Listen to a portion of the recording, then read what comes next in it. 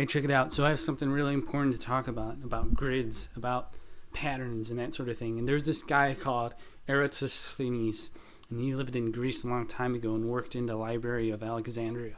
And he developed this idea of geography, okay? He developed this idea of this mapping system, mapping everything on the globe. He was the one that kind of figured out the circumference of the earth by measuring the light rays from the sun at specific times of day and seeing how the shadows, how they created angles, and he kind of mapped it out and developed and figured out that the circumference was about like 25,000 miles. In actuality, it's about like 24,901, okay? But anyways, his work was like burnt down. It was lost when the Library of Alexandria, I think it was burnt. So a lot of work was lost from all sorts of people. But there was this idea, this behavior that these people had in measuring things, figuring out order to the world, to our reality, okay? Everybody's doing it. Even you are doing it. I'm doing it. We're all doing it, okay? It's a natural process that exists in anything that is alive, anything that's doing something, okay? If you're doing something, if you're moving, you have to move to the timings of reality. Time is just like periods, things that occur over and over again. It's different timings. That's how we measure stuff, okay? It's kind of tricky to think about because we think, oh, all of this is an extension of something that we created, this concept, something that's inside our minds, something that we invented. But no, this is just an extension of something that's occurring inside our minds over and over again, everywhere, because it exists at a level beneath all of that. It's permeating up through all the different levels. It's in atoms, it's in plants, it's in matter, it's everywhere. You look at the structure of materials, it's all crystallized. Things crystallize, things break down, they melt, recrystallize. The energy transforms into different things. You got the molecules with different patterns. Patterns, you know what patterns is? Patterns repeat. It's the same thing occurring over and over again. That's why we could track stuff, right? We could track animal footprints by looking at the repeating details and correlating what it is, like figuring out what that correlates with. Okay, so we do it we do it unconsciously without knowing this. Okay, everything is doing it.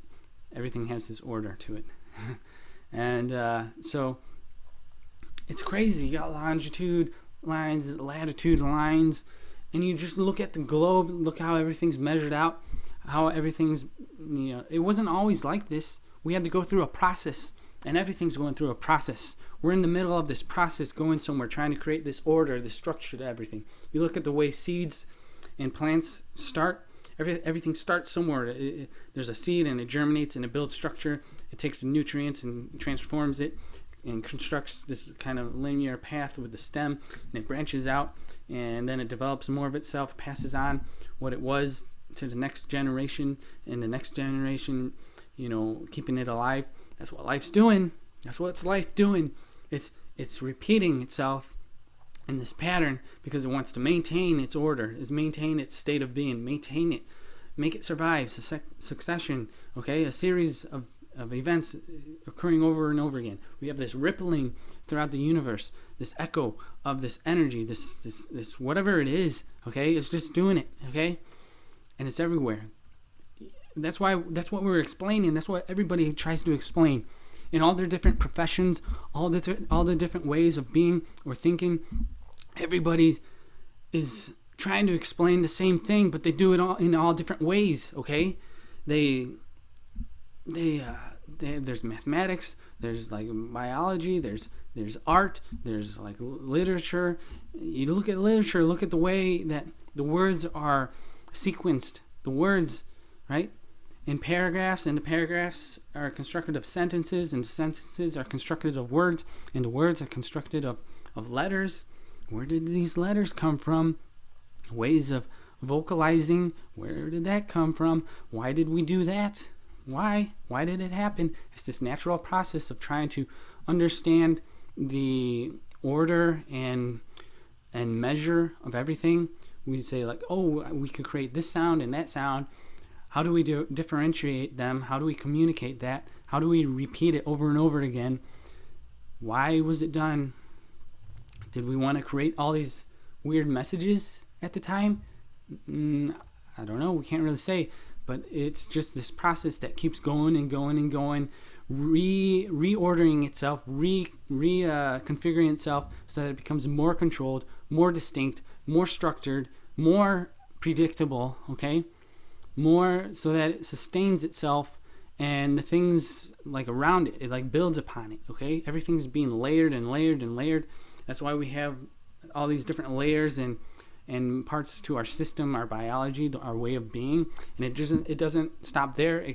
It extends outside our bodies into our world, into our homes, into the places that we spend our time, right? Okay, timings, the periods, everything that we feel we're a part of, we extend this way of trying to control it, trying to maintain it, because we're trying to survive. We have this natural tendency to want to live, to survive, to maintain ourselves through time, these different timings, okay? Look at our circadian rhythm, something like that, in our bodies, when it oscillates from sleep and wakefulness, everything like reacts to specific times, okay, of the day and the night, okay? Everything reacts and repeats. Everything's like regulating itself, okay? You have all the regulations in the world, not just within ourselves, but outside ourselves, in the way that, traffic and the road systems are on this horizontal vertical space with the traffic lights blinking on, off, signaling to our minds how to react or how to predict what's going to occur so that we can make better decisions, right? Okay, so this is occurring at every level.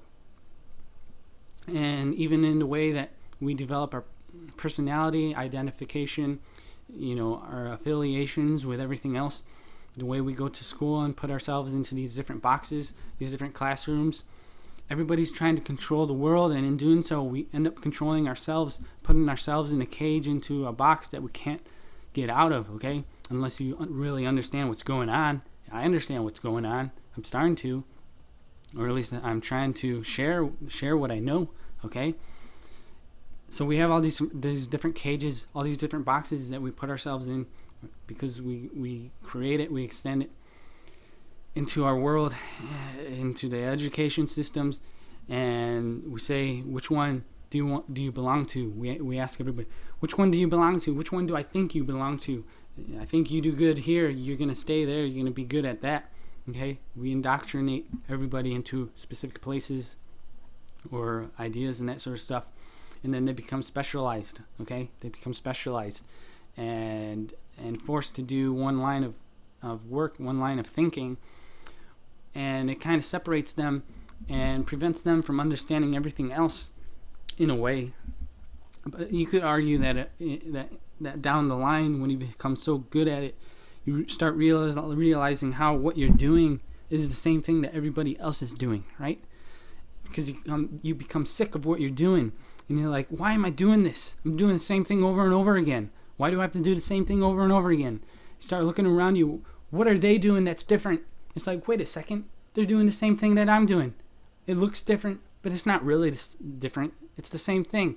You start relating yourself to space. Space is just this fabric that has no dimension. Because it has no dimension, it can go anywhere. It has no limits, okay? And people don't face that because they don't see it. They just see the walls and the things that get in their way, and they become frustrated at that, all right? Okay, but anyways, it's a part of you. It's what you're doing. It's something you can't stop, okay? It's this natural thing, and for good or for bad, it is what it is, and we need to understand it. We have to learn to recognize it. And recognizing it requires this repeating effect as well. So, like, even in the words that I say, it exists, okay? So, just look at what you're doing. Look at what everybody else is doing. The patterns are there. The signs are there. The clues are there. It's right in front of you. You just have to sense it. You have to see it. You have to relate it. Start relating it. Start connecting the dots. Connect everything together. Trace the lines. Trace the details. Okay? It's no mistake why you see the same things occurring over and over again everywhere. Just like this microphone has a grid on it. This map has a grid on it. Just like this projector is projecting this light, and the light's projected off of this grid of LEDs, okay? Positioned in a sequence, in an array, in a matrix, okay? Because that's a structured way of doing something. Everything's structured. The atoms are structured. Look at how reliable matter is, because it maintains a state of order through a prolonged state of time. Okay? It's quite strange. And we live here only a small portion of the time. Because look at us. Look how unordered we are. We try to be in so many different ways. But look at how fragile we are. We really are. And our mind is. It changes all the time. And maybe that's good. Maybe that's why we know so much. Because we have this ability to change, to adapt, to become fluid, to become something else, or believe in something else, okay? Look at what that has allowed us to accomplish. It has allowed us to accomplish all these different things, and see all these different things, and believe all these different things, and think about all these different things in ways that are very strange, ways that are very undefined, very confusing. Isn't that amazing? Isn't that that's really amazing if you think about how much isn't that way in reality. All the structured and defined things in life with the molecules and matter and crystals and minerals and things that don't change all that much. Look at what we've done. It's kind of strange. But yeah, this is just a video reminding you to wake up, reminding you to look and observe, to listen, that sort of thing. I've been doing that all my life. And I've been able to figure this out because of it, because I've looked at space and just trying to relate things, trying to find relativity between myself and everything else, and figuring out that, wait a second, there's more to what I'm being told, okay? And I know I'm telling you something, but you have to ask yourself, what do you know? What do you know about nothing, about space, about this thing that has no limit? There's no way of distinction, no way of defining, okay? Because we're all programmed to define and box things up. But what is this way of viewing that isn't so defined, right? It's kind of strange. So I'm starting to lose my mind right now because I've covered all sorts of subjects. But anyways, I'm going to continue to create videos like this because it's very important. It's very important to understand. And that's why I'm doing it, okay? I want to do something great. Okay? So anyways, that's all.